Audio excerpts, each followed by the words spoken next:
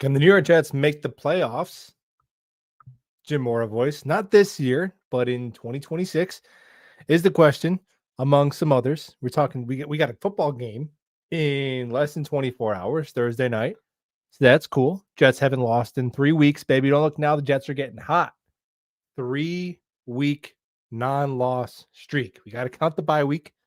We did not lose.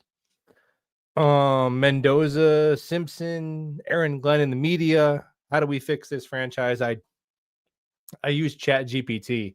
I know it's lazy, and I grab a bunch of my comments and I ask Chat GPT to spit out the questions, like who's asking questions, and then I figure I'd make a video out of some of those common topics. Ask Chat GPT to summarize what the people are talking about in the comment section on my YouTube.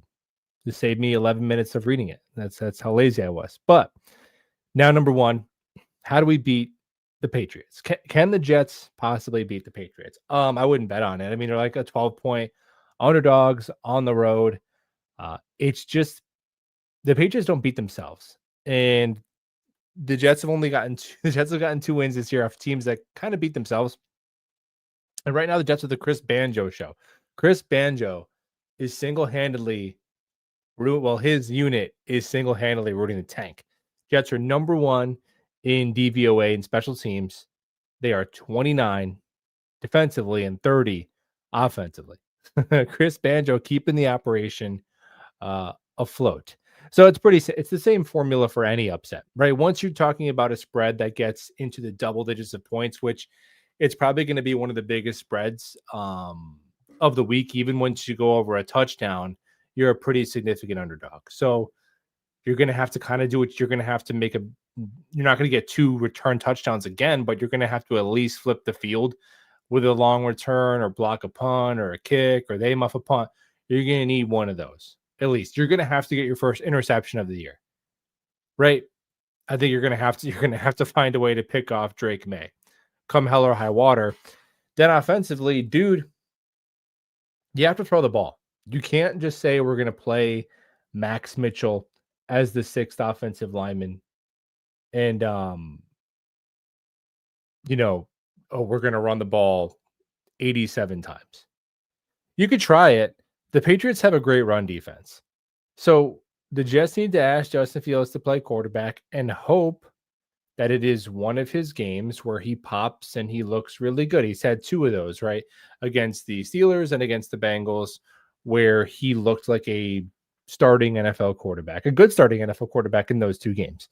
Now he's also had 50 yards passing in 3 of his last 4 games. So that's not the answer. Isn't to hide Fields, just let him go out there and do stuff, throw the ball for better or worse. Now, if he starts throwing picks and then you get blown out, okay, that's fine. But you have no shot of winning this game unless Fields has one of those games that has had with the Jets twice. He's had him in Chicago, right? He had one I think in Pittsburgh, where he puts it all together and he teases you a little bit. That's their only path to winning against any team that's good this year. That's it. The no 6 for 12, but we gave it to Breece Hall and Isaiah Davis a million times. It's not happening. What evidence do we have to believe that's happening? When the Jets have their 2 best games of the year were the Pittsburgh game. I don't care that they lost. That was a better game than the fighting Dylan Gabriels, who were that game too. The Browns, if the Jets lost the game in that fashion, jumping off sides when there's 0% chance they're going to snap the ball, why are you even on your toes? Honestly, you should be kind of on your heels as a defensive tackle. And if they run it to get you to and they catch you sleeping and then they win, so be it. You cannot lose the game that way, jumping off sides when you know they're not going to snap the ball. And in the huddle and Stefanski's yelling on the sideline, don't jump, don't jump.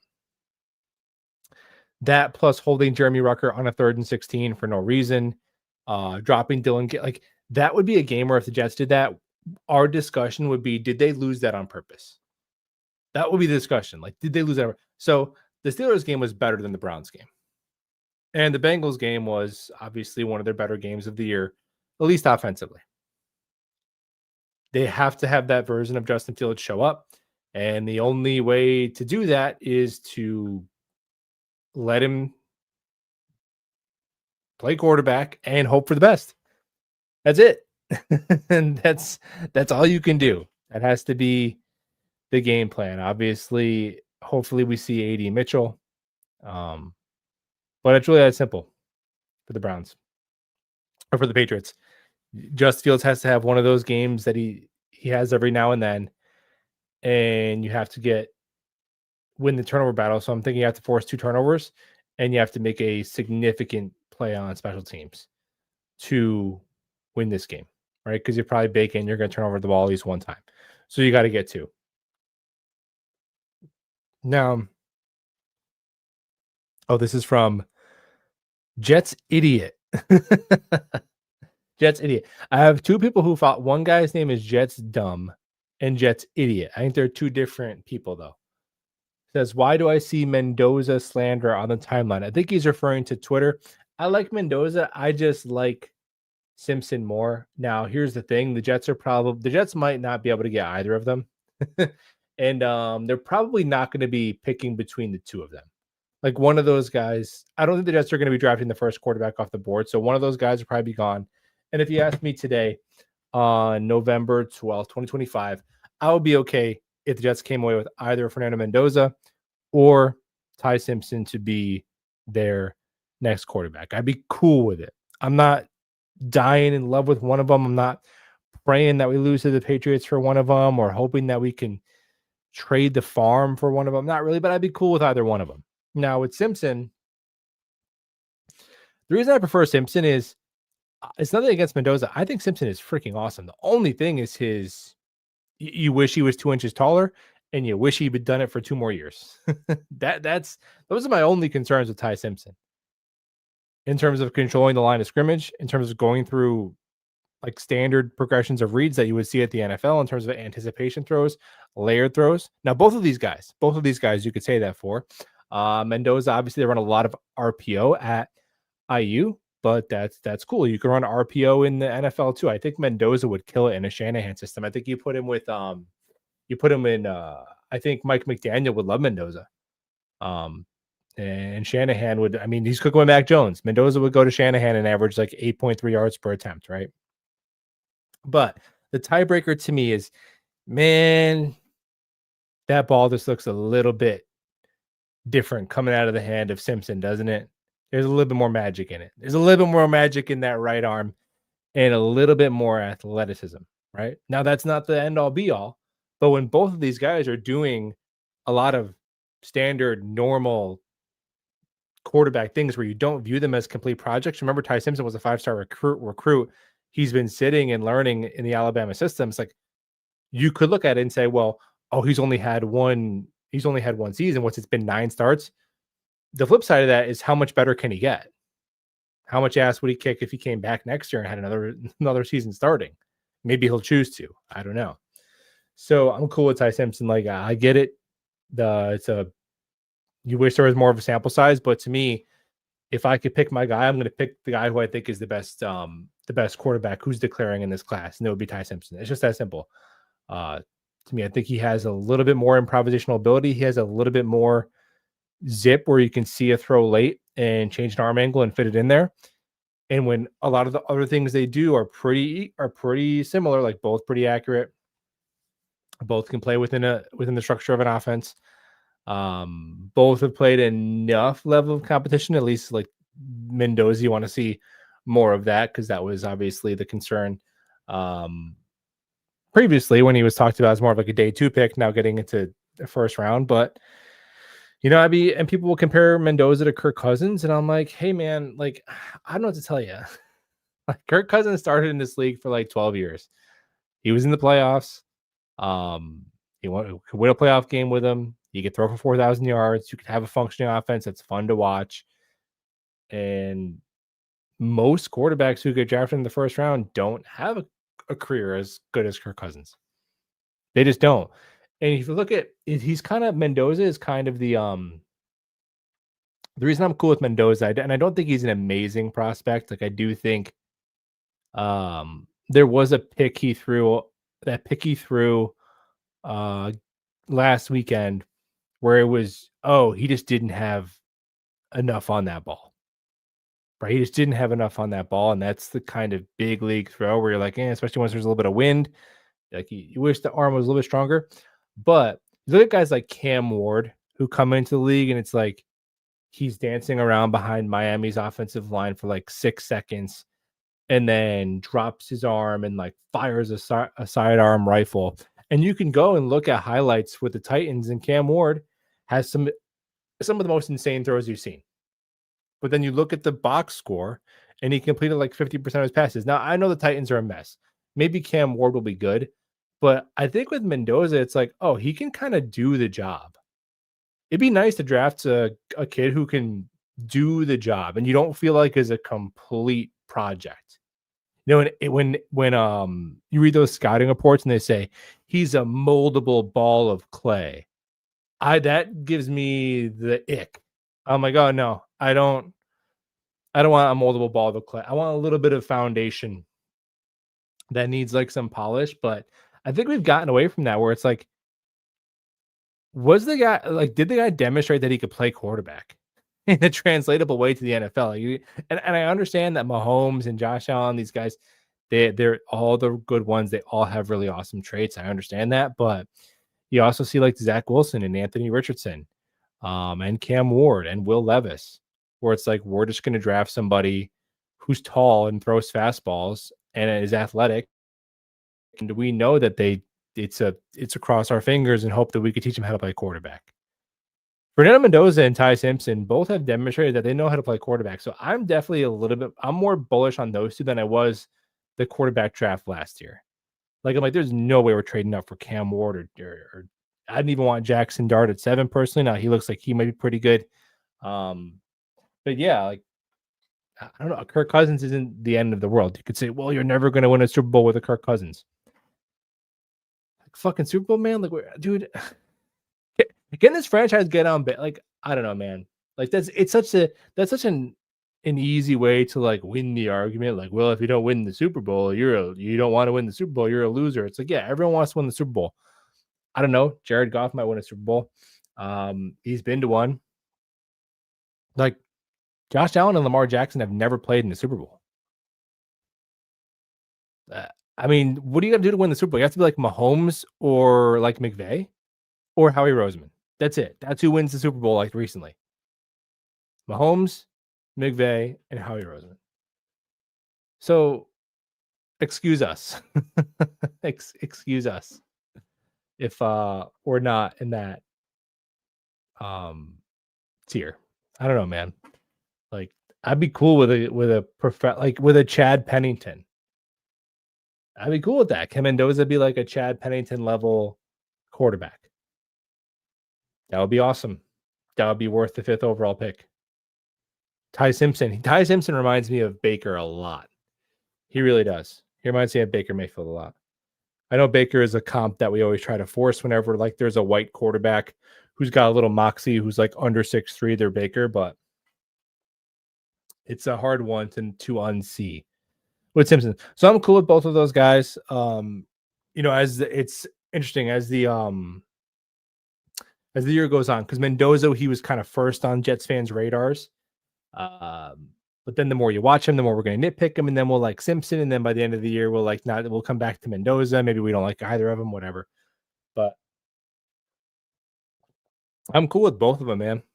Mendoza is accurate. Mendoza, an RPO is not just a gimmick. RPO requires you to make a decision. Requires you to make the read. You know, do you have good ball placement? Can you anticipate throws? It's a big one. Both of them can do that. Both of them can anticipate throws. So I'm cool with either one, but Simpson to me, and this is not all 22 analysis. The last Ty Simpson game I watched when I was like cleaning out my garage, and I had it on my my iPad. That was my analysis. But he just got Ty Simpson is just like, yeah, it's gonna work. That's my scouting report on Ty Simpson. It's like, yeah, that's probably gonna work on Sundays with Simpson, coach's son. So no Mendoza slander. I like them both. I do. I don't. And look, if they don't love a guy, that's great. But I can't with the next year's class anymore. Like it is the biggest psyop I've ever heard. No, next year's class. That's what you guys just said about this year's class. We just did that. But then Drew Aller turns into a pumpkin, and Nussmeier is not real. And Lenora Seller is probably hitting the portal, and all these guys are going back, or they suck, or they're injured. And John Mateer's hand, he's probably got to go back because he came back too soon from the surgery or whatever. So if the Jets have a chance to draft from one of those two guys, and they don't have to trade up for him right now on November 12th, I say F and do it. And they both have shown enough to me where if you have the right coaching, you could get a good quarterback out of it. You can get a good quarterback out of it. Oh, that's a loser. Yeah. What if Zach Wilson was a good quarterback in 2022? In 2020, and then you're in the playoffs. You're in the playoffs if Zach Wilson's a good quarterback. Then in 2023, guess what? You don't spend 2 top 40 picks and $75 million to go chase a Hall of Famer. And then you don't have Hackett and Lazard. Like it changes everything. If Zach Wilson was the 14th best quarterback in the NFL in 2022, that would have been awesome. So let's get on base. Let's become a real team. There's a goal here. Become a real team. Yeah, that's what I'm saying. Next year's class is a lie. Maybe it's not, but it kind of always is. Yeah, 6'5", 220, 25 Kirk Cousins. Yeah, Mendoza is a lot bigger than Simpson.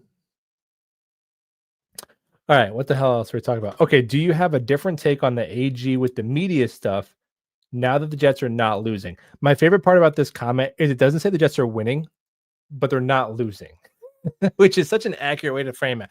I don't know if the Jets are winning yet, but for the moment, they have stopped losing, which is pretty good. It's pretty good.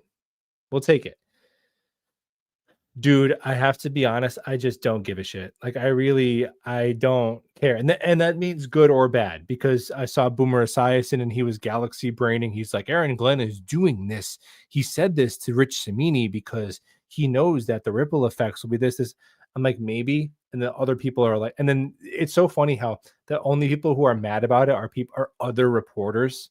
Like as if like football reporters are some untouchable people that like it's unfathomable that they would be talked down to in any way. It's like, bro, get a real job.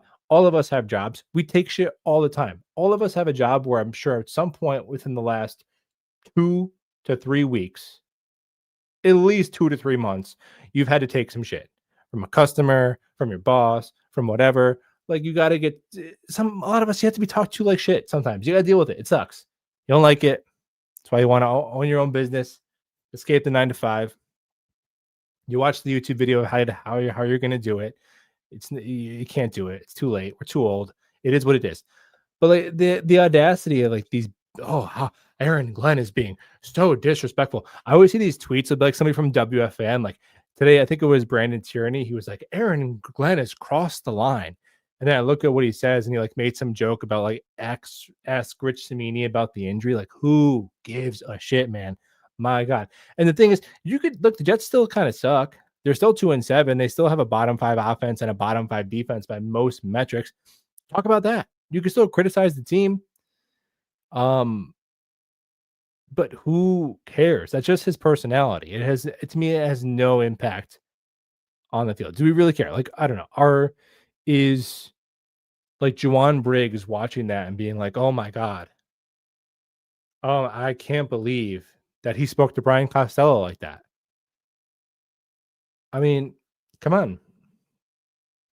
Like, is John Simpson like fainting in the locker room? Like, oh, does he know that Rich Cimini went to Syracuse? Like, who gives a fuck, man? It doesn't mean anything.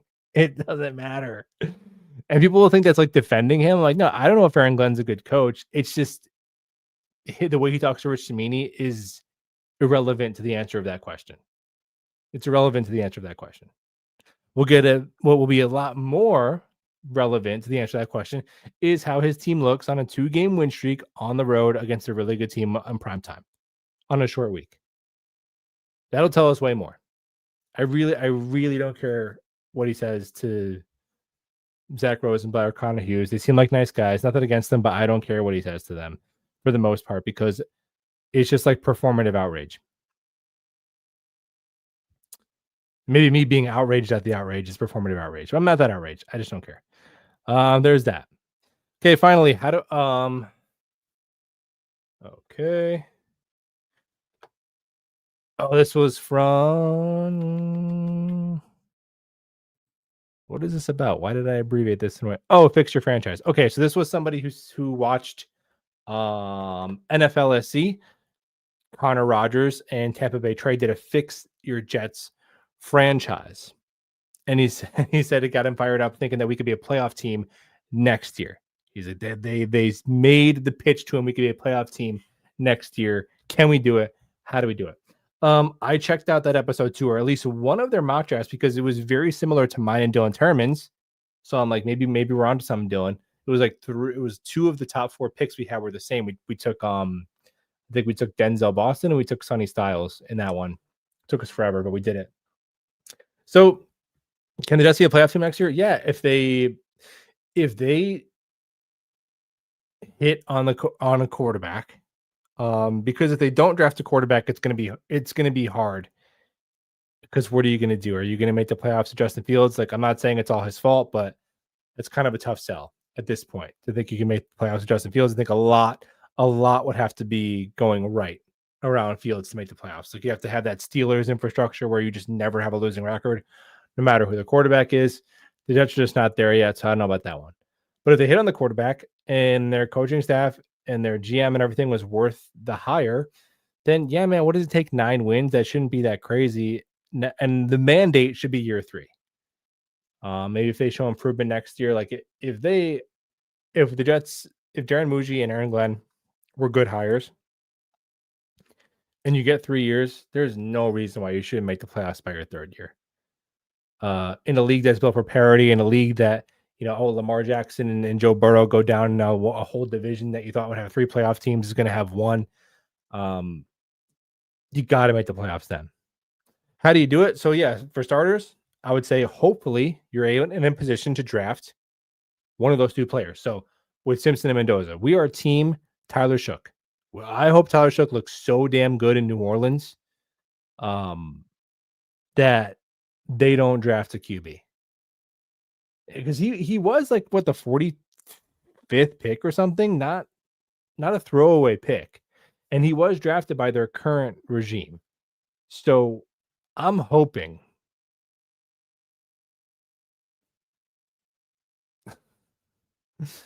that he looks the part. And then the Titans are probably not going to take a quarterback. The Giants are probably not going to take a quarterback. The Browns probably yes. So I don't know, man. It might be kind of tough.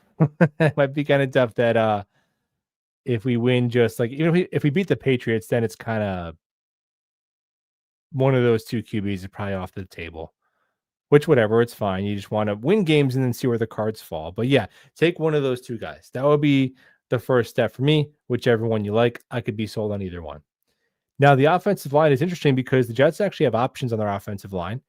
Now, I am of the belief that bring back all 5 starters because Simpson and Myers are still 20. Simpson and Myers can be signed to 3-year contracts, play the duration of the 3-year contract, and still not be old for interior offensive linemen until their age 30 season, right? That's not old for interior offense. That's the perfect time to move on, right at age 30. And what are they going to make? I don't know. It always costs more than we think, but they're not going to break the bank. You're not going to pay either one of them $20 million. So I'll bring back those 2 out, extend Joe Tippmann. Olu Fashanu has had himself a damn good month of football after struggling the first month of the season. Membu is still money. So it's the first time. I mean, last year the offensive line was like solid. This is the first time in a long time where I can actually say the offensive line is, I would say, good. I think it's a strength of the team. and it hasn't been since probably 2010, 2011. So if they finish the year and Simpson and Myers are solid and durable, I actually think Myers has been more impressive than Simpson to me, considering his contract. I think we don't give enough credit for that signing. The Jets got a starting offensive lineman for $2 million. That's hard to do. I bring them all back. And if another team wants to be right on AVT's health, good for them and good for him. That would be my philosophy. But you also have the option, and you could sell me on this one too. You could let Simpson walk, and you could say, you know what, AVT is just so damn talented. We want to shoot for the ceiling with this offensive line. I mean, the ceiling was like if the Ravens are crazy enough to let Linderbaum walk, you throw the bag at Linderbaum and you re-sign AVT, and if by some way he stays healthy, then you have the best offensive line in the NFL. Right. So that's the ceiling move. Now, I don't know how realistic Linderbaum is, but with AVT, the thing is you would then the plan would probably be you're drafting an interior offensive lineman like with your second round pick, like with your fourth pick, your pick 2B. You're drafting an interior offensive lineman. And then obviously having AVT gives you flexibility because he can move around and he gives you a higher ceiling because he's much more athletic. He's going to be a lot better. He's just better than John Simpson at everything when he's out there. I value guys who freaking play on Sunday. John Simpson plays. I would go with John Simpson.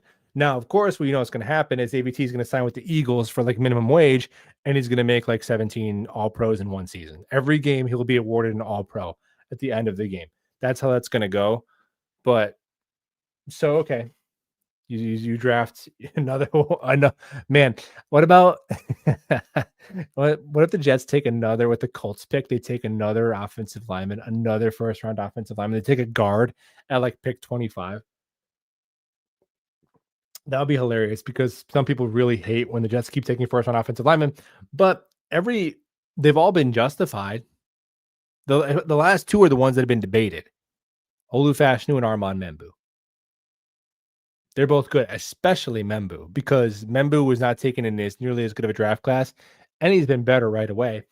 And you just take the position that's way more scarce. Like, look at what Gadsden is doing with the Chargers as a 5th round pick, right? Like you're not going to see a tackle jump in and be like a top, quarter of the league right tackle as a rookie 5th round pick. Like you just don't see it. So you play the odds in a way that makes sense. They did that, especially in this draft. It's kind of weird how Membu wasn't a more highly touted prospect. Like, what were his flaws? It was always like you read the scouting report and you're like, yeah, he's like made of granite, crazy athletic, great tape, great character. He's okay. Like, what? He's amazing. He was a very similar. No, I'm not saying he's going to have Tristan Wirfs' career, but he was a very similar prospect to me with Tristan Wirfs. That's why I wanted him. I'm like, I do not want to see my team pass on Tristan Wirfs 2 times. Don't do it. So that's the offensive line. Those are really 2 options because I like Myers back. Even if you want to draft another interior offensive lineman, if you go the AVT route and who could play maybe center or guard, depending on how it goes with Myers or AVT. But yeah, I think 4 of the 5 should be back. Either way, you pick it, and that's the first time we could say that about a Jets offensive line in a long time. So that's quarterback, that's offensive line. That's the kind of the 2 easy parts, ironically. Zach Tom, yeah, but it took a second. You know what I mean? It happens, of course, at every position it happens, but it takes a second. You don't drop into the league as a rookie most of the time and are kicking ass at tackle. It is much more common at pass catcher. It's rare at every position, but it's more common at pass catcher. Besides quarterback, offensive tackle has the highest correlation between how highly you're drafted and how successful you are. Tight end, linebacker have some of the lowest. right? Oh, we're gonna take Arvel Reese, bro. I can't. We'll talk about that when the time comes. I can't do it right now. So yeah, cool. Then receiver. Now the problem is free agency is absolutely disgusting for pass catchers this upcoming year. The best pass catcher who is not old, because here's the thing. I think the Jets are going to spend some money this upcoming year, but it has to be young players. Players who it's realistic you could sign them to a 4-year deal and they play the entire deal. Like Alec Pierce will be perfect, but he's almost their wide receiver one now. Are they going to let him go? Alec Pierce feels like the kind of player we talk about for 4 months, and he is never even a free agent. 2 days before legal tampering, we get the tweet that Alec Pierce is staying in Indy. So I'm almost skipping him because it's too easy, right? We got to be a little bit, and it never happens. Like the perfect off seasons we draw up, we're gonna say it never happens, right? So Kyle Pitts is like the best pass catcher who's still 25. It's crazy. Kyle Pitts is younger than Will McDonald. And he can get you 600 yards. Now he's soft. I get it. I don't know. If he wasn't the 4th overall pick, no one would care. If Kyle Pitts was a 2nd-round pick and he was a free agent, you'd be like, yeah, get Kyle Pitts. But because in our mind, he was supposed to be the number 4 overall pick, like he's trash.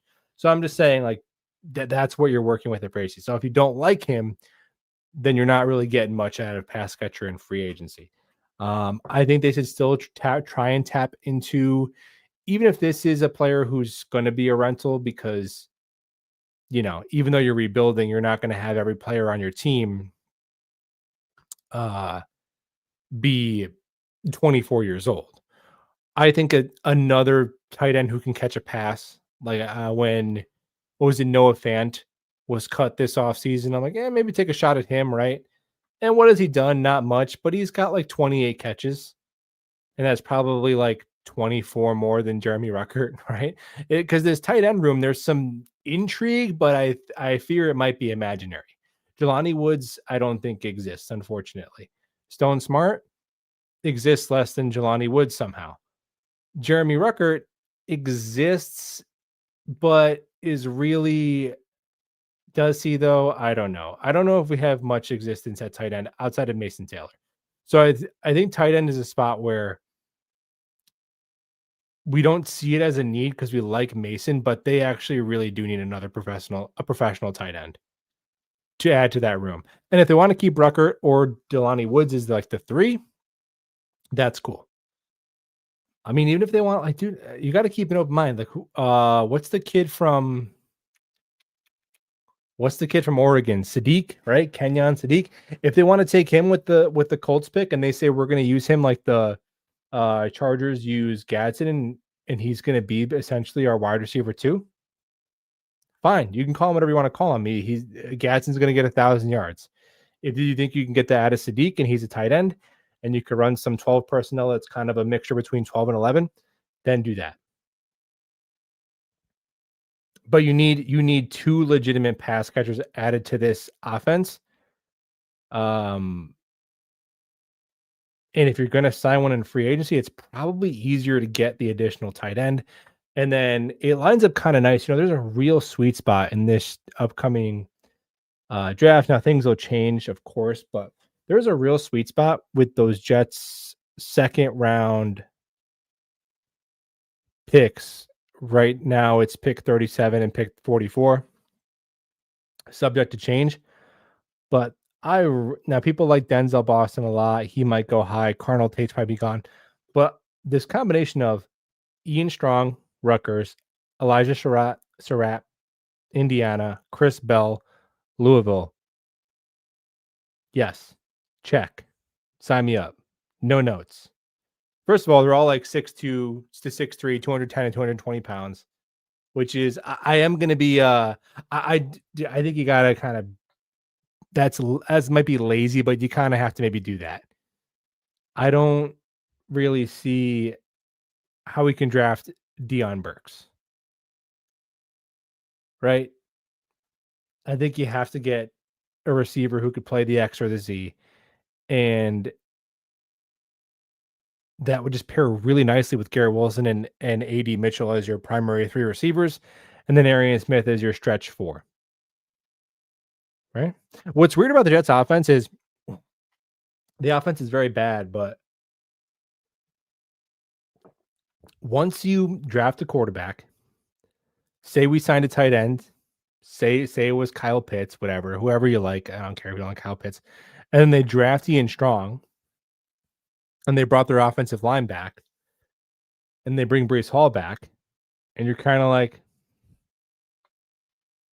okay, if the quarterback and coaching is good, you probably have a professional offense, right? Breece Hall should definitely be back. And I think the Jets should overinvest in offense. Kind of like how the Bears did, right? We have a solid tight end. We're going to draft another one in the top 15. We're going to sign Zacchaeus and then draft Luther Burden, kind of a redundant, both slot guys. We don't care. We're going to make sure we're going to have an expensive offensive line, but it's fine because we have a rookie quarterback and we need to make sure that he can play. That's the Jets need to do. Like don't let Mason Taylor showing some promise think that you can just have a practice squad tight end room behind him because Mason Taylor, bro, and that's his job and those are his targets. Like that's got to be removed from the Jets like team building. It's not an indictment to the players on the team to try and get even better, even deeper. So offense. You could draft they could draft 2 receivers. They could go quarterback, receiver. And I think it would be justified because we don't even know we got an AD Mitchell yet. They still kind of have one true special pass catcher right now. Mason Taylor is solid. Breece Hall, obviously, but he's a running back. All right. So what's going to end up happening is I'm going to say draft every position in every round. We're going to run out of picks. But I guess there are a lot of positions, though, I would say the Jets don't need to draft highly or at all. The Jets should not spend any draft capital on a running back, in my opinion. Breece Hall, Isaiah Davis, Braylon Allen, and then your running back 4 should be especially Kane Nwangwu. Who cares? A practice squad. You don't not even a 6th-round pick on running back 4. You just don't need to do it. No draft capital on running back. I think that was a flaw of the previous regime that just drafted a 4th or 5th-round running back every year. And yes, you finally got a nice one, it seems, in Isaiah Davis to stick. But along the way, it was P. Ryan and Abanikanda and Michael Carter. You just don't need to do it. Like, just take that guy in the 7th round or UDFA. So no serious capital on running back. Now they have like 3 7th-round picks. If you want to do one, then fine. That's like basically negligible capital, but no real capital up until let's say rounds 1 through 5 on running back. I would say the same thing about a 1-tech defensive tackle. Now, if they think there's a defensive interior player, because it is a need with Quinnen gone, obviously, and Harrison Phillips only 1 more year on his contract. So if they like, Kristen Miller out of Georgia, and they think he could be a 3-tech that can get them 7 sacks and 50 pressures, then fine. You can take him with your 37th overall pick. Cool. But like Amari Washington, last year, like remember talking about Tyleek Williams, who actually went to the Lions last year. Maybe the Jets would like him. But to me, they've proven, it's a credit to the staff. They've proven with Briggs and with Phillips, who they spent virtually no capital on. And guess what, guys? Mazi Smith made like a couple of plays in that game. They've shown they can churn out some value there, spending no capital. I wouldn't want a run stuffing fatty that high, because that's when they start to go. Early round 2 is when those kind of players start to get drafted, right? And you're looking like Caden McDonald, Amari Washington, right? I'm looking at PFF just to get these names. They're 30 and 36 overall right now. That's too rich for me. Yeah, this is a spot that's dime a dozen. Go ahead and draft Bear Alexander, who's listed out, who is the 190th player. Bear Alexander will do us just fine. So no running back, no one tech, no offensive tackle. Hi. Now, if you want some depth in whatever later day 3, okay. But no offensive. How about that? No offensive tackle. Hi. It's the first time we said that since forever. No, I would even say corner, especially. Let's talk about those first 4 picks. 2 round 1 picks, 2 round 2 picks. No corner, because A.J. Thomas should be your starter. And I'd say probably everything else is on the menu, but that's some stuff crossed off. Running back, one tech, corner, offensive tackle. All right. Everything else, like, yeah, an edge, yes. Safety, yes. Linebacker, probably if Quincy is gone, yeah. So I guess if you had to put a gun to my head with those first 4 picks, I'd say a quarterback, a receiver, an edge, and another starting. I like this linebacker class. Like, if you get Sonny Styles to be one of those 4, and you got your wide receiver 2 and an edge who can really make it a 3-man rotation with JJ Will McDonald, and the rookie who should be a starting level player as a top 45 pick, that'd be my preference. Then you go back on the rest of that, another pass catcher, an interior offensive lineman, and then whatever. Defensive tackle, sure. Safety, sure. But of those first 4, quarterback, receiver, edge. And if Quincy goes, I like the linebacker class, and that's a lot. So I would say linebacker.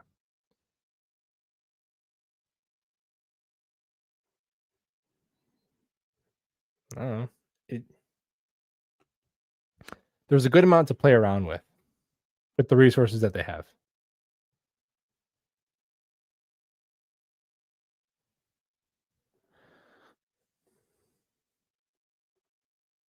Yeah, Peter Woods, Peter Woods was talked about as like a potential number 1 overall pick. He's not quite that as much, but he obviously will probably be gone by the Jets. By the time the Jets are picking again.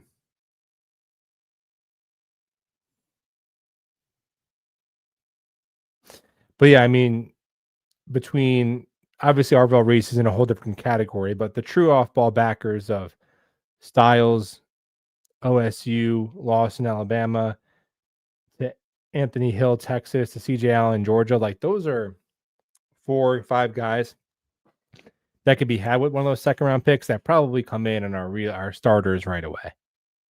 Right. So sure. But edge is kind of a dire need. Especially with Aaron Glenn's defense, and Aaron Glenn and Steve Wilkes' defense together are much more reliant on their edge players and their blitzers for pressure. Like their defensive tackles, they have shown you our defensive tackles stop the run.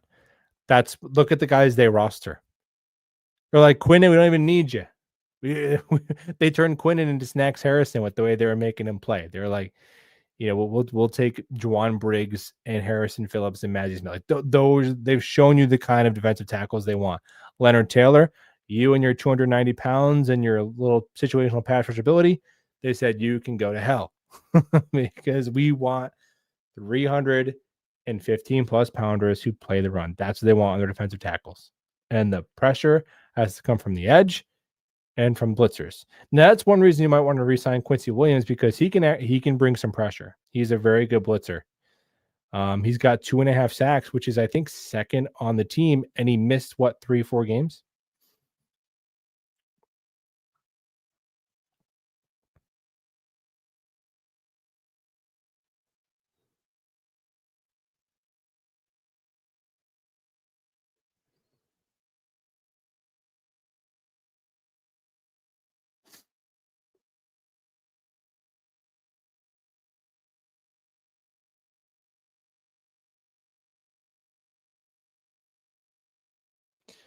Positional priorities in the first 2 rounds, yeah. Yep. Quarterback, wide receiver, edge, top 3. Then after that, there's dealer's choice. If there's another tight end you really like, I wouldn't. I think that's probably the hottest take that I have. Like if I'm going to start when it gets down to mock draft season, I don't know if it's a really good tight end class besides the kid from Oregon. It kind of drops off to like Max Klein, right? You're not going to draft in the very high, but I think I would be willing to spend more draft capital to get another tight end than probably most. That might be my hottest take. Everything else, I mean, we all agree they need an edge, they need a safety, they need wide receiver. They'll need a linebacker if Quincy is gone. Both Sherwood and Quincy played well on Sunday, which is good.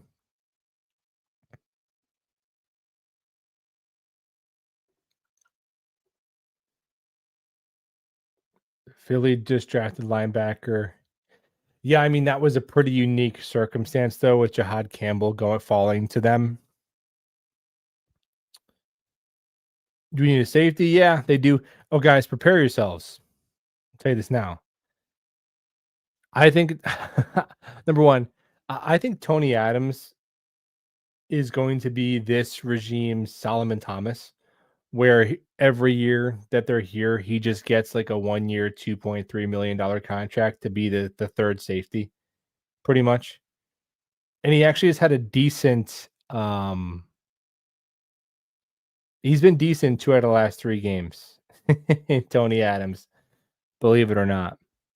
But yes, he shouldn't be the starter. So they need another starter. Malachi Moore should be he should really be competing to start, but you hope that Malachi Moore and AZ Thomas can start next year. That's the hope when you draft them. 3rd or 4th round picks, you hope by the following year, especially if it's not on a stacked roster.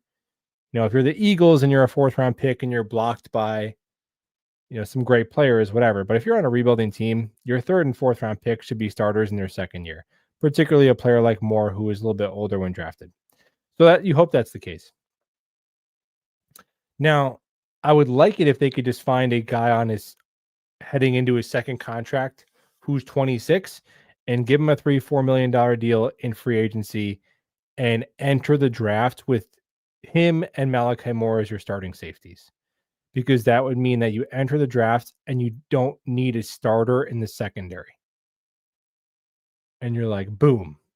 And I think they should do the same at offensive line. You bring it back.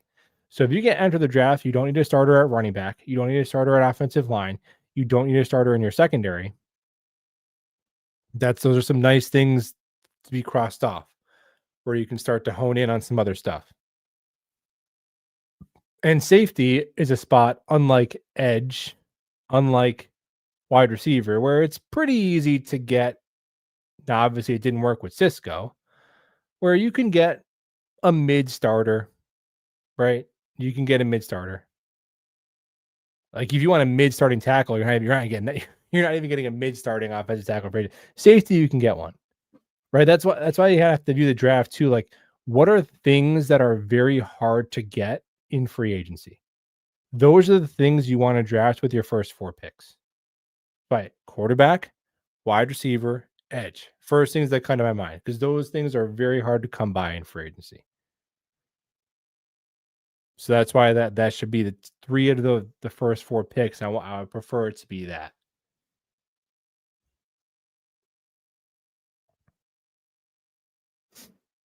Yeah, Cisco was a bummer. Cisco is definitely a bummer.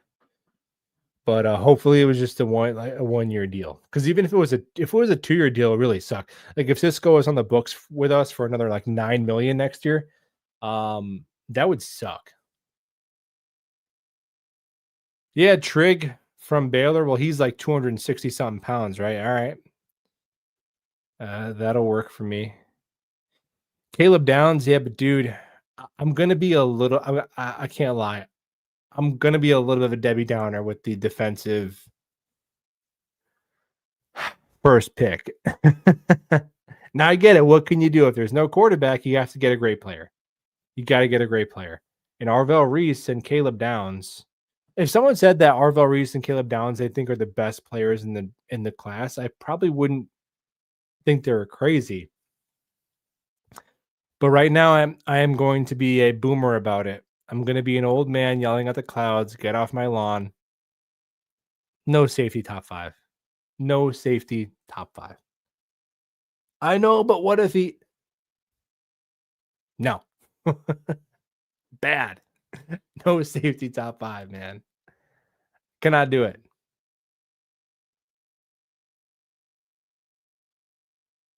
No. Maybe you could do it. But I don't know. I guess if it's not okay, well, let's actually be real. If it's not quarterback, I guess you'd have to consider it, right? Um, if they don't want a quarterback, as it stands right now, if they don't want a quarterback, I am trying to just get even more picks. Now, obviously, who are people going to come up for? Um,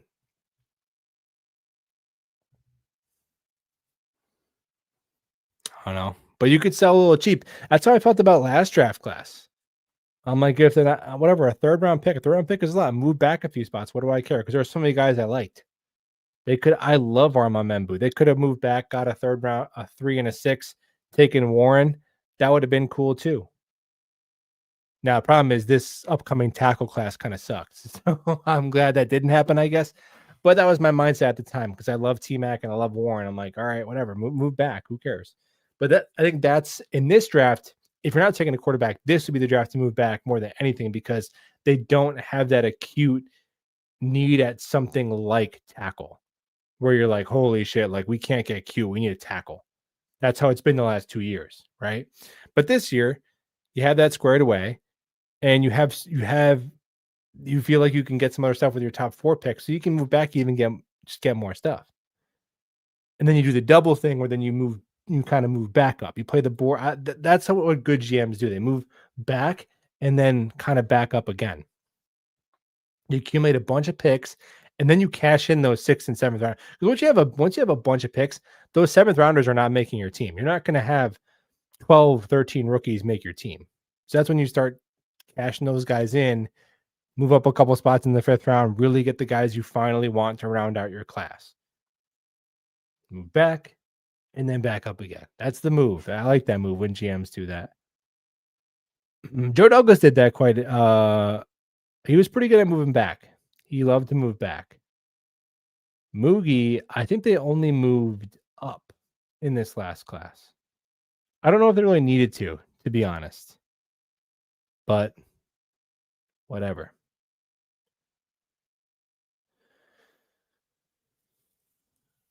Yeah, that's what I'm saying. If it's not a QB, I'd probably just try and trade back and take a receiver. Now, it's easy to say trade back, but I would like to trade back and take a receiver.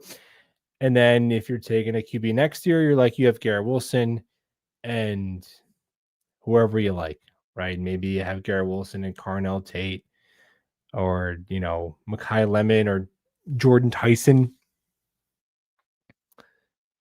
And you got a good offensive line. And you still got Breece Hall.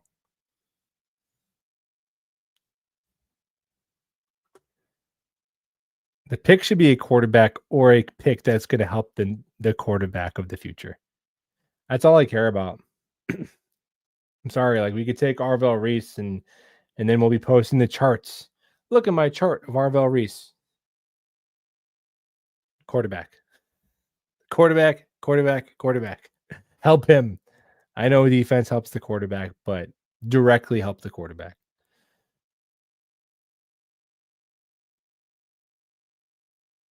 Tyson is underrated.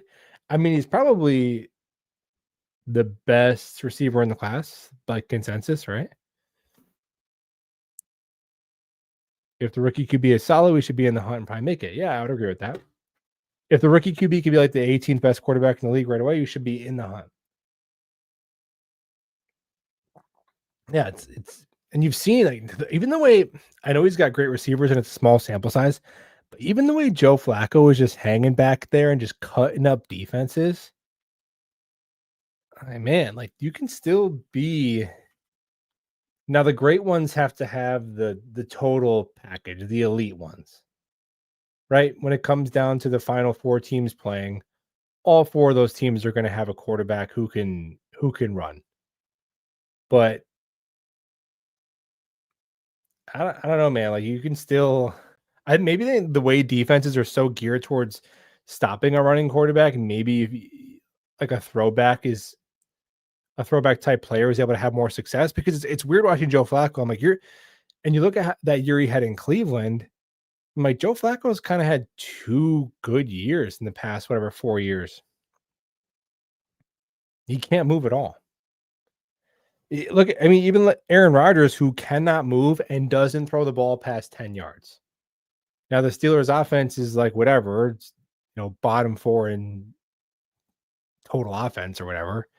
I'm not saying he's lighting the world on fire, but for a guy who cannot move and doesn't throw the ball, just by his brain still working and him still getting the ball out on time, they're still moving the ball. Like he's still a starting quarterback, even though he's lost so much of his traits. So that part of the game has almost become underrated. I see it with Caleb Williams. I'm like, dude, I bet you Ben Johnson wishes he had a Mendoza type of QB. I really do. It's like, just Caleb, just do the thing. Hit the read. Mendoza will hit the read. It's drawn up for you. He's open. Just throw it. I'm gonna dance around back there.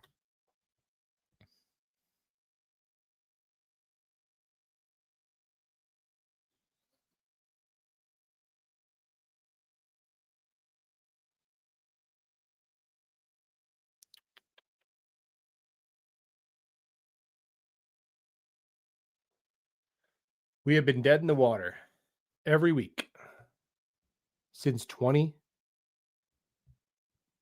Oh, since we were 7-4 in 2022. Yeah.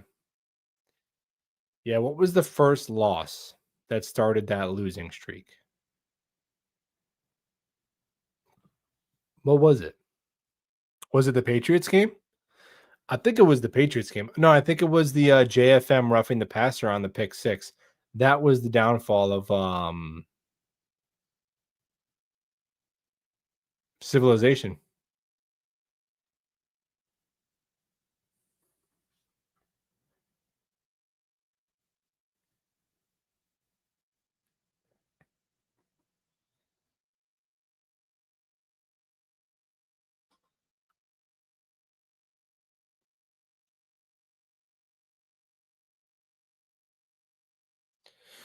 Oh yeah, Tanner Engstrom definitely wishes he had that. Like, no doubt about it. Tanner Engstrom is probably very frustrated with that situation, but they did pick Fields, and they are the problem with Fields is like he had improved every single year in the league until he got to the Jets. So people will say, "Shut up, he just sucks. Tanner Engstrom is a god." And it's like, all right, man, I'm just saying, I wish, just a preference, I wish the Jets didn't make Justin Fields the worst he's ever been. That's all. I just wish it wasn't like that, but it is. And they were never going to be judged on the result of that signing. They were always going to be judged based on the QB they draft. So we'll just have to see how it goes. But it's like, I don't know, man. He wasn't this bad before, even though he was never good. He still wasn't this bad. So it's not ideal. Do you think if we keep winning that the Jets will try and trade up from Mendoza anyway? It worries me. I'd almost rather lose, get the QB, and get the new picks. Well, for me, for tank purposes, the Cleveland game was my decider. I was like, either crap or get off the pot. I'm like, if you lose to Dylan Gabriel, I am rooting for you to lose every single game after that. Because seriously, that is the most fair ultimatum ever. Lose to Dylan Gabriel at home, and I don't get to root for you to win anymore until 2026. But they didn't. So now I hope they beat the Patriots. And then we'll go from there. Trade up. Man, I don't know if I love any of these quarterbacks that I'm dying to trade up for them. Trading up in general, you kind of get hosed. Trading up for non-quarterbacks is so dumb. Like what the Falcons did. Why? You gave up what's going to be now a top 10 pick for James Pierce? All right. Even the Jets trading up for AVT. They didn't need to. There could have been an offensive lineman right at pick 24, 25 where they were. That would have been just fine. And they could have saved their mid-round picks. Well, the Vikings took, it doesn't matter. The pick that doesn't matter. That's irrelevant. That doesn't mean that's who the Jets would have taken. And that doesn't mean you give away picks.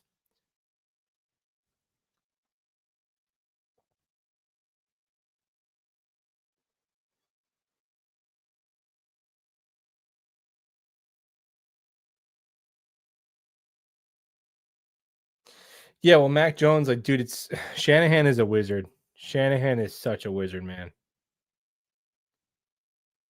Who is the Jets QB in 2026? If we cannot draft a QB in, that's a great question. No, now I hope. Now hear me out. Let me finish this thought. I hope it is Justin Fields because that means that he played well enough down the stretch to justify being rostered for the contract. Right? But if he looks how he's looked for most of the season, even if you're not expected to win, you can't just roll into another year saying we're going to not really be competitive offensively. Right? So, man, is it someone like Brissett? Like Marcus Mariota? I don't know. It's not going to be anyone exciting. I know the Kyler buzz will be there because he's been a starter. I just wouldn't want to trade much for Kyler, to be honest. I mean, I guess Fields would be the betting favorite because he is under contract, right?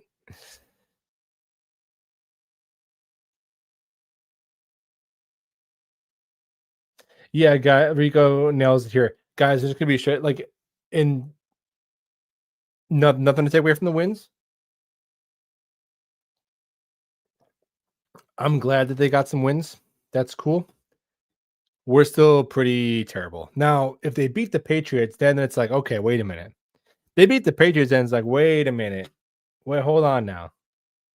Then we're starting to look at if they beat the Patriots, I'm opening the standings. Because who's looked at the standings all year as a Jet fan? You don't even. I'm gonna open it. I'm gonna say, okay, hold on a minute. I'm gonna look at the 7 seed and I'm gonna start counting games back. That's what we're 3-7. You get a divisional win.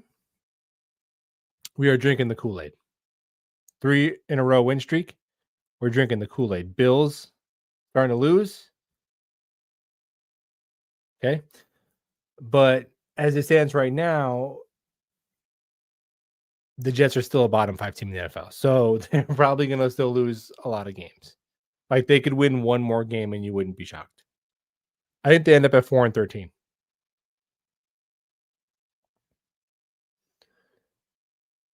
Or 5-12. They'll probably go 5-12 just poetically because that's the exact record they had when they went all in. And then everyone was so sad when they like tore apart their glorious 5-12 team. And then they're like, "Oh my gosh, we're tanking. We have the worst quarterback in NFL history," and they just still go 5-12.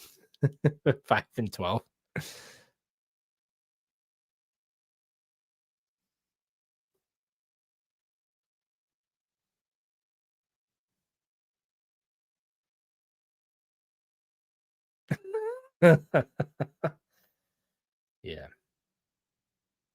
The Pats lost to Vegas. Yeah, Pats lost to the Raiders. That's week 1 though, right? Week 1 can lie, but it goes the Pats are not immortal. There's a chance. There's a chance.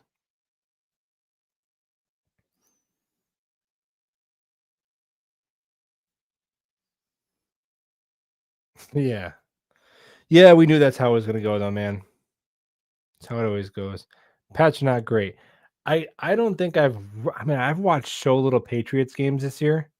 I watched the end of the Patriots Bills game, and I think that's it. I have not watched a lot of Patriots football this year, so obviously their record is very good.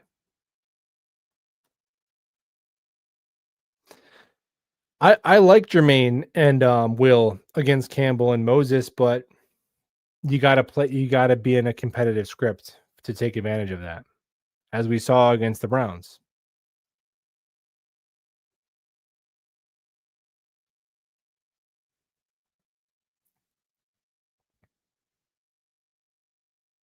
I know Drake May is unbelievable. Drake May is going to be like an all pro. It's his second year. What the F? Come on. The Patriots have their coach and QB now for another decade. It's disgusting, isn't it? It's so gross.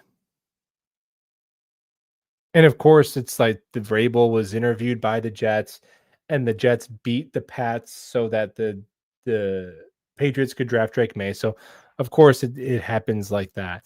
But Vrabel was never going to be the Jets coach. So that's why I don't lose sleep over it. He clearly was just using the Jets as leverage to get a better offer. So F him. Easy to hate now. Easy to hate Mike Vrabel. Yeah, I wanted him to be the coach of the Jets, but now I ought. Now it's so easy to hate him. F him. Drake May, I didn't want to hate you. It's not personal. I liked you coming out of North Carolina, but now I have to hate you too. So, oh well. They interviewed Vrabel. Oh yeah, Connor Hughes was reporting today how Vrabel was their number one choice. They called him back and crazy, way more money than the Patriots, full roster control. They told Mike Vrabel he could have the keys to the franchise. But he wanted to go to New England. And it seems like that's working out for him. So whatever.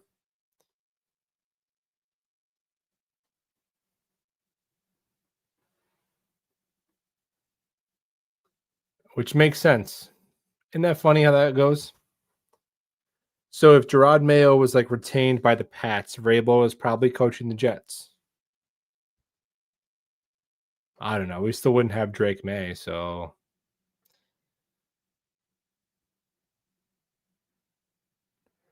are you for or against Glenn? That's kind of a loaded question.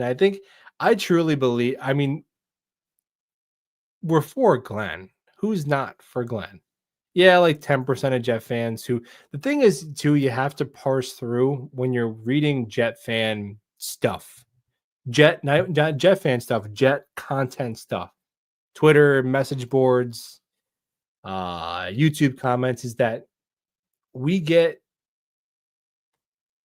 fans from other parts of the stratosphere that come in here and then they hang around. It was like that with Zach Wilson. There was this one guy who would comment on every YouTube video after the Jets no longer had Zach Wilson playing. And after every loss, he would say, Zach Wilson's fault. Which is always funny because people can't understand that like one guy can suck and the team can also suck. It's like with Fields. You have the Fields fan club, who, as fan clubs go, they are pretty delusional, but there's a better decorum. I can chop it up with the Fields truthers easier. I don't know what it is. Like they at least they're more normal. Even though they're crazy, they're more normal in the way that they can just speak as humans, even though what they're saying is insane. But we got it with, and then obviously Aaron Rodgers, not just Packers fans, but he has his own fan club. So they are in here, and they did not like Aaron Glenn because that decision was made. right? We don't got to talk about, I don't care what Aaron does anymore, but that's just part of it, right? So you gotta, and then you see it as the year goes on, like those comments kind of go away, and you realize it's like, oh, it wasn't even Jet fans who were like being crazy. It was like Zach Wilson fans or Rodgers fans or Fields fans. That's why the next quarterback we have needs to have no fan club. It needs to be somebody who nobody even knew about or is universally hated, right? But yeah, obviously we're for Glenn. Now, am I going to pretend that he was my number one preference? No, because I wanted the two number one things I was hoping for was experience and offense. And he brought neither one. But that, of course, that doesn't mean he can't be a good coach. So we'll see. I do like some of his no bullshit kind of stuff. Now, it gets exhausting doing the caveats of like people say, well, they're 2-7. Oh, well, he thinks he's Parcells and they're 2-7. It's like, dude, I like some of the things about him that I thought were annoying about the previous coach. That's all. We are allowed to say that and still be 2-7 and still know that it might not work out and still know all those things. Like we get it. We get it. Isn't that annoying when you can't like just point out one positive thing and people like freak out? It's like, dude, all right. It's like, oh, Armamembu is good. And then people will say, oh, it doesn't matter. We're 2-7. We're never going to Armamembu is still good. But I like that about Aaron Glenn. Like the benching of Quincy Williams, which wasn't even a benching. It was, I know you can be better. I know you can be better. I want you to sit on the sideline for the first drive. And Aaron Glenn knowing that Quincy Williams is going to be the kind of player that responds to that.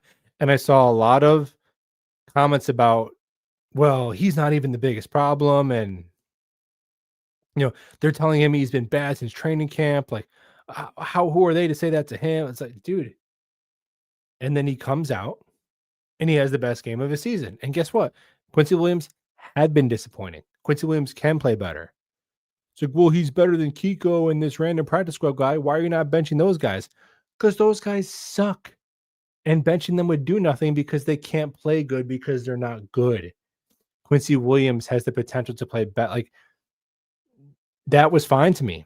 That's fine to me. Salah would never do that. Salah would never say, Quincy Williams, I know you can play better. I need you to sit out for a series. Because what else can you do? Like, you can't make these guys do push-ups. You can't find them. The biggest tangible thing you can do is take them off the field. And it doesn't have to be for a whole game or a whole half. You have to use that. You have to use that as a coach. He did it with Sherwood. He did it with Quincy. And they both have played better since then. He does it with Simpson. I think he has a rule when you commit a penalty, like Simpson had to come out for a game or for a couple plays. And then Xavier Newman goes in there. And yeah, now you're getting worse for those next couple of plays. But in a rebuild year, you're setting the expectation like, dude, you're a veteran. You don't get to go out there and commit 3 dumbass penalties and stay on the field. I know in the beginning of the year he had the thing with Clemens, but you have to understand at this point we have enough evidence to know that Aaron Glenn is not going to publicly rip his players. He won't do it. Justin Fields can go out there and look like a traffic cone, and he's going to say he's good. Michael Clemens can go out there and be Michael freaking Clemens, and Aaron Glenn is going to say, no, he's actually good. I don't care what this. That's what he's going to do. And if you want to let that raise your blood pressure, you can. But me personally, you're clearly seeing he's going to be very supportive publicly to his players, but privately, Quincy told the media, he was like, yeah, the coaches said I've kind of been ass and not really good the whole year. Which, yes, yeah, performance review time. You're not playing good enough. That's fine to say. And you can go think about it on the sideline for a hot minute. That's fine. That's normal. We should embrace that. We truly should embrace that. Now, same thing with Fields. No, he's really, and then guess what? 2 weeks later, he was benched. But you just told Brian Costello he was good. Now, no shit, man, because what he's telling Brian Costello is a lie. Now What it's what it is, man. It is coach speak. That's what he's gonna do. And then in the back of his mind, he's like, yeah, man, this QB has about a half a quarter leash. It's not looking so good. And right to Fields' face, he's probably saying the same thing behind closed doors. To Brian Costello and to you and to me, we're gonna get the fluffy, all of our players are awesome BS. Just how it is. That part of it's been fine to me. Sauce Gardner, you're not untouchable. We'll take 2 first-round picks. I'll trade anybody. Everyone has a price. That's good. That should be celebrated as well. Now, besides that, though, the biggest thing is I want to feel as though, like, you want to start to feel as though the Jets are at an intellectual advantage than the opponent, because for so long they just have not been at an advantage from like an intellectual and preparedness standpoint. And that those are the next things you need to see, because you can't just be a hard ass. And then the players need to start to see some results for that to have for that message to still ring. Like right now, he's the new sheriff in town, so it's okay. But if next year, like if you start 2-7, the players are gonna be like, they're gonna start to tune you out, right? So you got to start winning. You got to start being at a preparedness and intellectual advantage, which they were against the Browns because Kevin Stefanski decided to just be an idiot. But even in the Cleveland game, like Aaron Glenn going for 2, an analytic decision, won them the game. So that's a couple weeks in a row where you're starting to see that a bit. You hope to see more of it. But I like that stuff. I like the soft benchings to motivate players. I don't care what he says to Brian Costello. I really don't.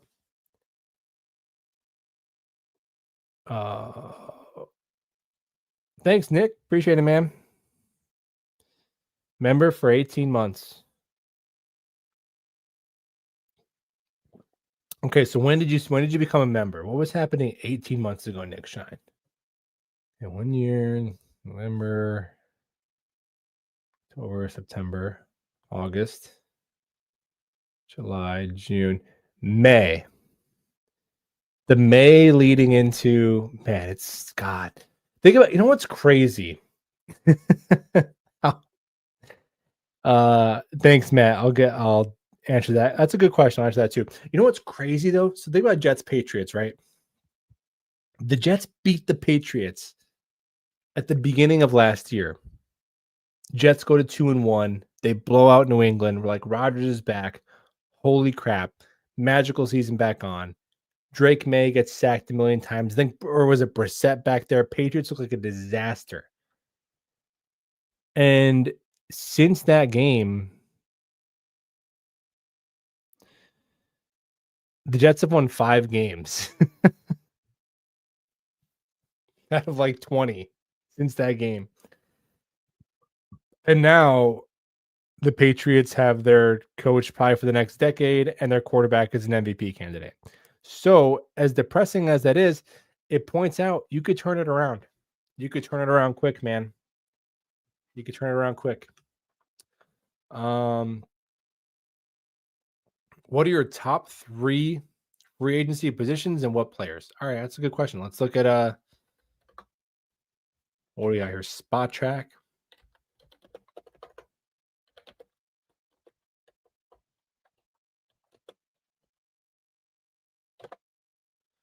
So it'd be awesome if you could enter the draft with your second receiver squared away, but that's probably going to be kind of difficult because teams don't like letting good receivers who are young hit the market. Unrestricted. Receiver is so bad. Like Juwan Jennings, I mean, Shaheed just got traded, so he's probably going to get extended by Seattle, right? Although I like him. Alec Pierce would be a home run, but I think he's going to remain a Colt.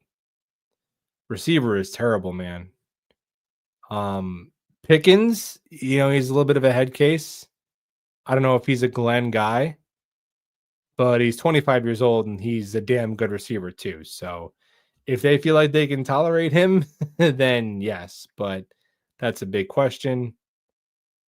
I don't know. What does Pickens do? Everyone says he's like kind of a troublemaker, but I don't know. Is that legit? Are they just haters? I kind of like Kyle Pitts. Do we like Kyle Pitts in the chat? I kind of like Kyle Pitts, man. And you can just call him what you want. You know what I call Kyle Pitts? 680 yards and 4 touchdowns. I don't. Well, he's soft. Consider him a receiver. Receivers don't have to be.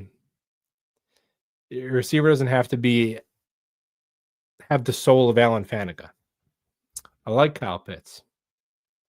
At pass catcher, let's look at tight end. At pass catcher, he might be the best one that hits free agency.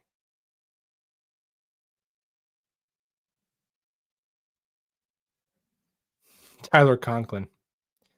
Yeah, dude, tight end and receiver is vile in free agency. So I'll give you Kyle Pitts as pass catcher. That's one. What is the chat saying about Kyle Pitts? Are you guys down?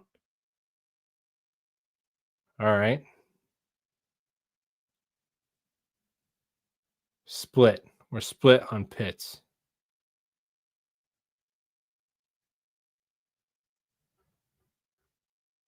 Come on, Matthew. You were the tiebreaker. He just says no. Everyone else gave their reason. He just says no. Well, then I'll give you. Then you got to tell me who we're getting. Who's the pass catcher we're getting if it ain't Pitts? Because it's not looking pretty. But yeah, George Pickens will get paid. George Pickens will make $25 million. Alec Pierce will make $25 million. They're going to make low end wide receiver one money because that's what they are. That's what they are. Okay. So I'll still say Kyle Pitts unless you guys give me something that's better, that's realistic, that you think is a fit. Then the next spot I'm looking is edge. Is there anything we can get at edge here? Oh my God. Everyone's 1,000 years old. Oh, you know who I want. I know who I want. I think he's a free agent. I think I might have to hit the music here. Now he will be 29. But ladies and gentlemen, John Franklin Myers is a free agent. Now he does not like the way it ended with New York, but it's a different GM and a different staff. JFM would go such a far way in this defense because he's exactly what they need. He's an edge who could play in base alongside JJ and then kick inside as just a pass rushing interior player. JFM solves their defensive line issues with one guy. Kind of. It goes a long way. So, okay. I'd break the age rule for JFM. And he's such a great guy in the locker room. We know JFM. I love JFM. I'll ride with JFM any day. Who is where did he go?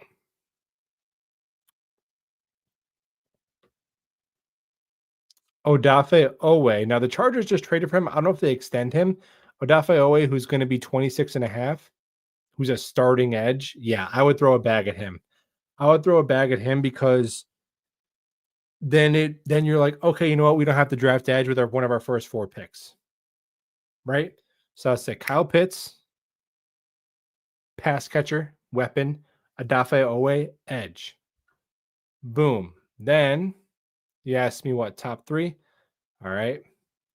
I'll probably see if we can get a safety. Not that it's the most important thing, but it's something that you can solve in free agency. And if you could solve it before the draft, that'd be nice. Let's look at these safeties.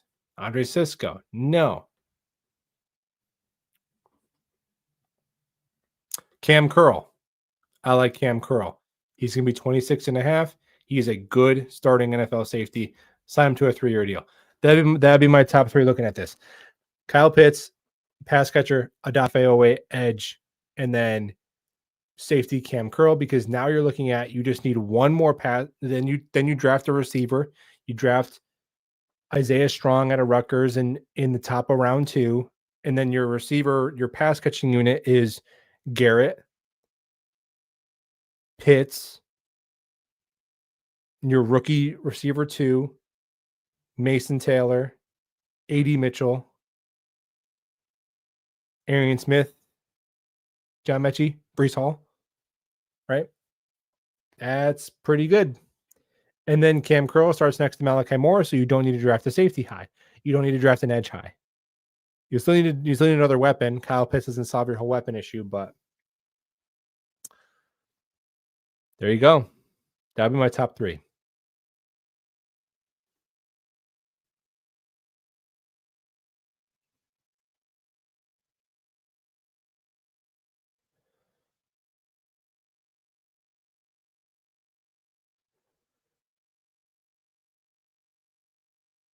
Yeah. You need a new play. You know what the problem is with the new play is? I actually did sit down to do it one time. I really did. I have no idea where like the eraser and the markers for that are. I have no idea. So now it's just there. Now it's just there forever. It is what it is. Because I'm not buying. Well, I think the eraser is just wet erase, so I can just erase it. But I don't know where it was like these special chalk marker things. I have no idea where I put them. So I don't know. Unless I think this one is 1. I only have purple. So maybe I could redo the whole thing in purple. Erasable liquid chalk. Non-toxic. Yeah, imagine. Yeah, I'm sure. I'm sure you'd be totally fine if you just bang down like 6 of these as shots. You would not need to go to the emergency room at all. Non-toxic. Hilarious. Yeah, that's the play. We need a new play. I have to make like a running play. I have to really have it be realistic to the Jets offense. It's gonna have to be like halfback draw to Isaiah Davis on 3rd and 7 to get it to 3rd and 2 to set up our drop back pass on 4th and 2 or whatever. Because of course. Yeah, Linderbaum would be amazing. I love Linderbaum since the draft.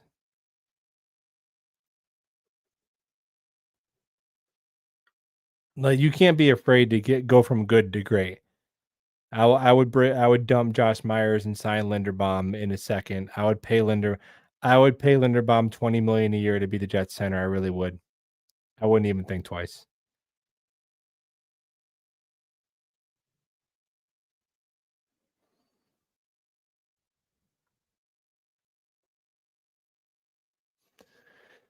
Yeah, Tony Adams. He's inevitable.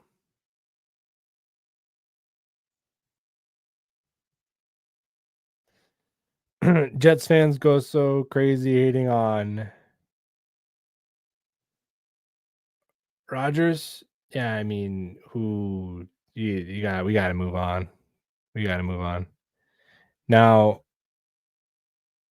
obviously, like if he went and won the Super Bowl or something or like MVP, then that would be.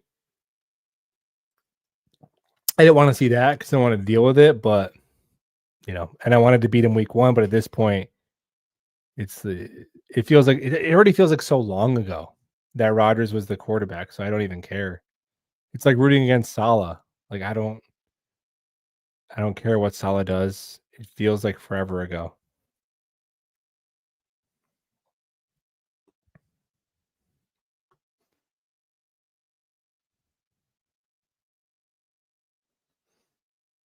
I think the issue was after that Pat McAfee thing, you felt like you had to pick a side.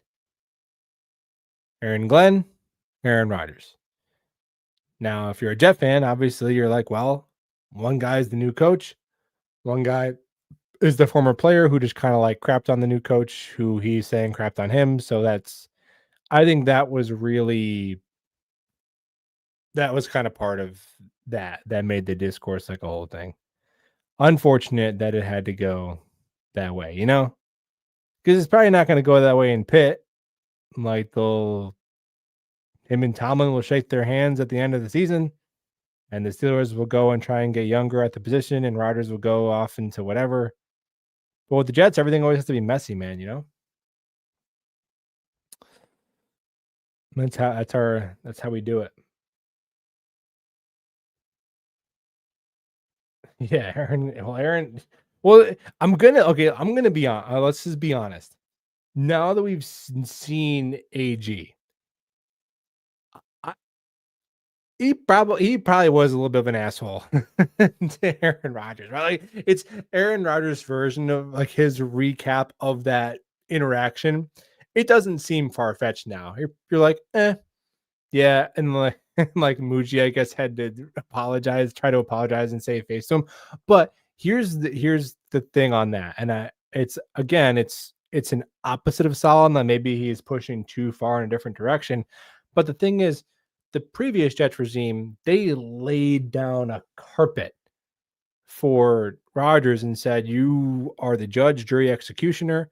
You can run the whole damn show." Where in Pittsburgh, like he's just the quarterback. Yeah, he has more autonomy than like some rookie. Of course he does. He does. Matt Stafford does. Of course he does. But he's just like their starting quarterback, and that's fine for where he's at in his career.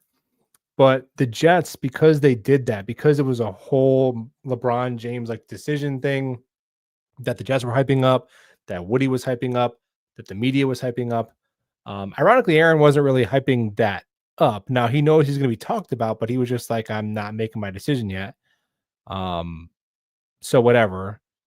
And they let him pick the OC, and they saw, and they do. And I'm not saying that Aaron demanded all that, but the Jets they were desperate. They were so desperate, and they said, "You get everything."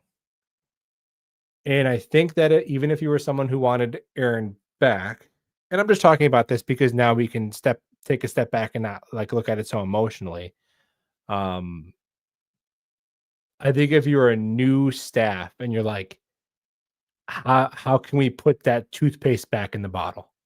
Where you have a quarterback who who was more powerful than the coach and may arguably the GM. And now I'm a first timer trying to get my footing. I don't think we have enough to be a playoff team even with Aaron. And now you look at the Steelers, like they're probably not even going to win that division. They're going to be playing for a wild card the last week of the season. So the Jets wouldn't have been a playoff team with Aaron. So they're like, is that worth it? Plus some of the money stuff. Is that worth it for us to go like 7-10 as opposed to 5-12? I think now we could still disagree with it because you're like, you should just always try and be the best team you can be within reason, and that's fine. But I think anyone who is pretending you can't understand that is just being willfully ignorant at this point, especially because you've seen like Aaron against the Chargers. It's like, that's kind of what we saw, man. That's how he looked against every good defense. Every time he played a good defense, he sucked, you know? Now Field sucks against good, good and bad and middle defenses. So I think the critique, you have to look at two separate things. Like probably correct to move off of Rodgers, but signing Fields probably also a waste of time and money as well.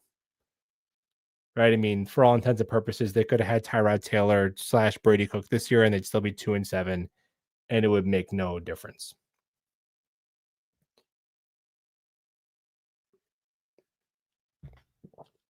There's that. There's a bow on that. Let's never talk about that again. Oh, well, dude, Devontae was different, man, because Devontae could still play. But the problem is Devontae essentially had a no trade clause. Like, see, that's what I'm not saying you're saying this, but that was kind of frustrating last year. Like, the Jets think Josh Reynolds is better than Devontae Adams. Like, dude, Devontae Adams was never taking another snap in MetLife Stadium. It was never happening. He had to agree to restructure his contract. He was not going to do that to be with the Jets. So he got to control his fate. But yeah, Devontae was a big name player who lived up to the name. And that doesn't happen often with the Jets, like Tyron Smith and Reset Reddick and all these guys. Devontae was one of those rare, the Jets chasing a big name player who's older. And it was like, oh no, he still looks like Devontae Adams. Now again, Devontae Adams on this Jets team you're probably 3-6 instead of 2-7, and he's probably requesting a trade right now. He probably already was just traded to, I don't know, probably the Steelers, right? Or whatever, or the Rams or the Chargers or whoever. So it is what it is, man.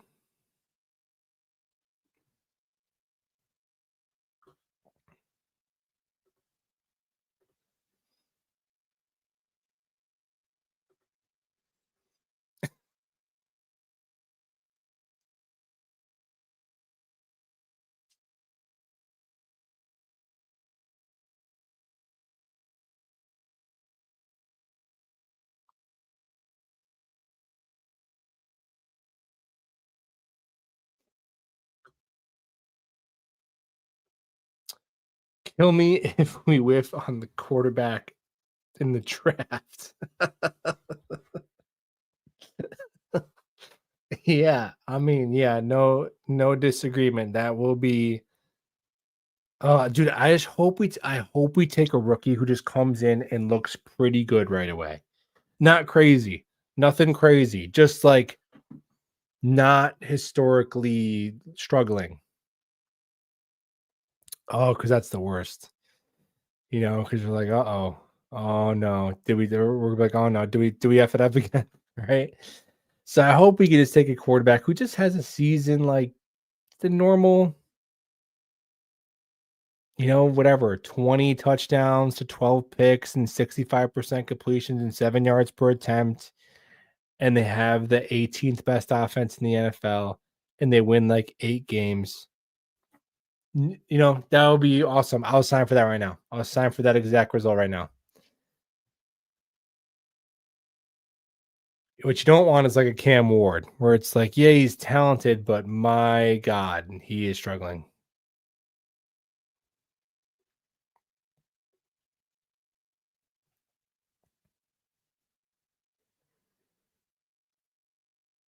Who do you think is QB 1, 2, and 3? My preferences are number 1, Simpson, number 2, Mendoza. And those are the two guys I've made a serious attempt to watch this year. I've watched all of their games besides one weekend, which I was out of town. I did not watch any college football because I don't watch college football like all day Saturday.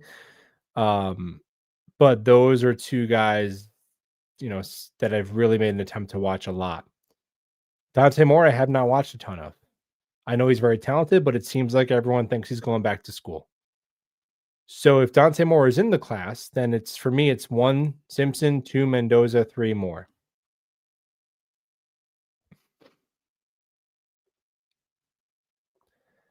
Bang Mateo super chat. Thanks, man. 2026, no QB equals no success. We will pick 5th or 6th.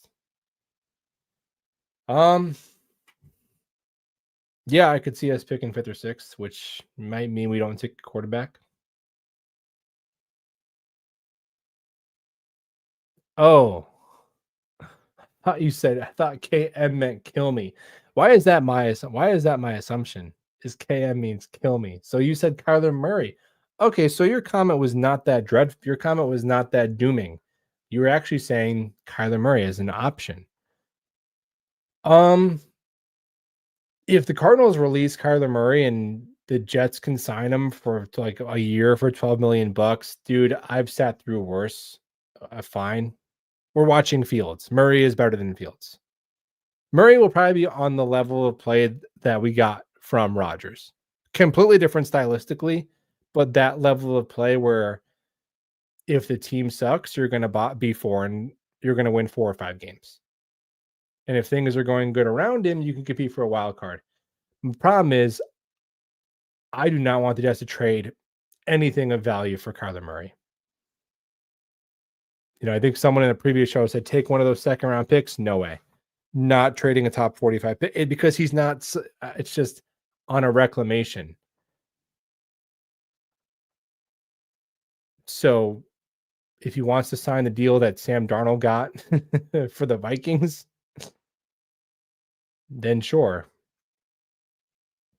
Right? Because let's be honest, he is if it's going to be a veteran quarterback, he's one of the least bad options, right? He just is, unfortunately.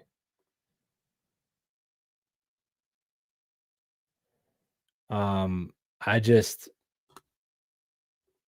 doesn't it seem like Murray and the Jets would just be a disaster. It just seems like he would suck and we'd be a meme. But Fields is bad, so like who's the QB if we don't draft one? I don't know. Probably someone even worse than Kyler Murray, if we're being honest. I've always liked Jacoby Brissett, but 17 games of that wouldn't be pretty either. So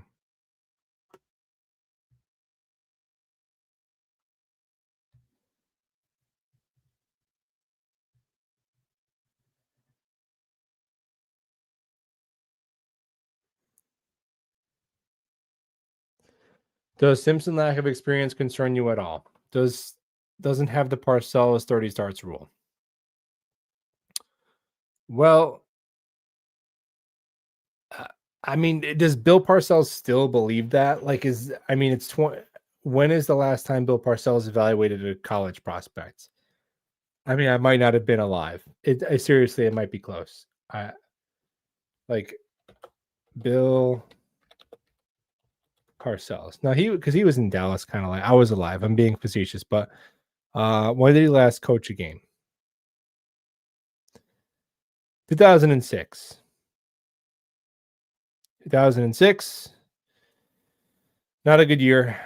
Not a good year at all. Carlos Beltran, 3-2 bases loaded.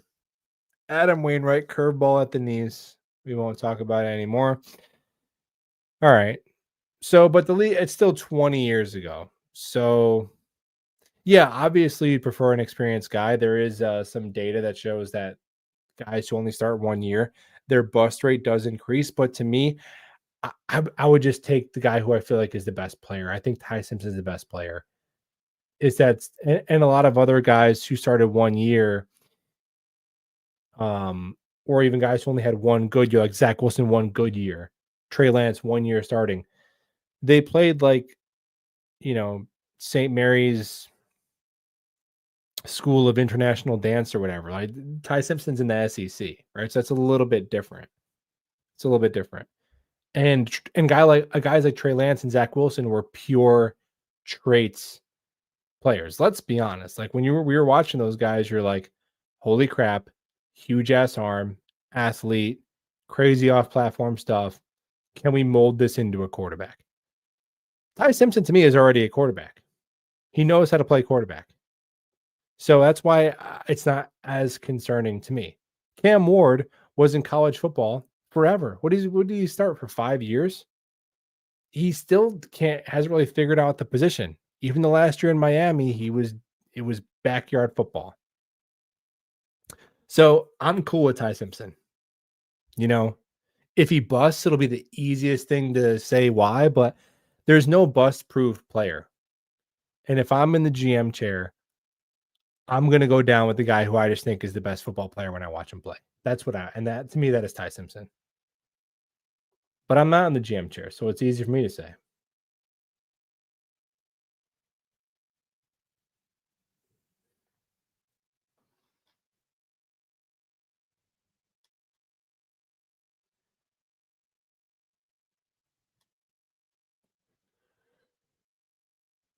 I think we get two. You got to judge each prospect under. People said about you couldn't draft a quarterback from North Carolina. You couldn't draft Drake May because he went to North Carolina. He was going to be Mitch Trubisky, right? Um, and like, are we supposed to pretend that Ty Simpson has learned nothing about football developing at Alabama? It seems like he has. It seems like those years were pretty good to him, right?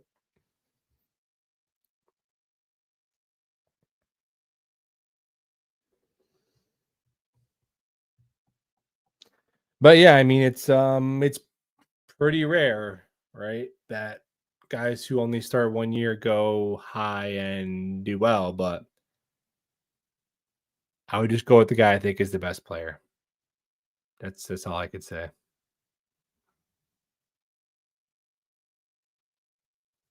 Yes, hey, Mufasa Jones knows.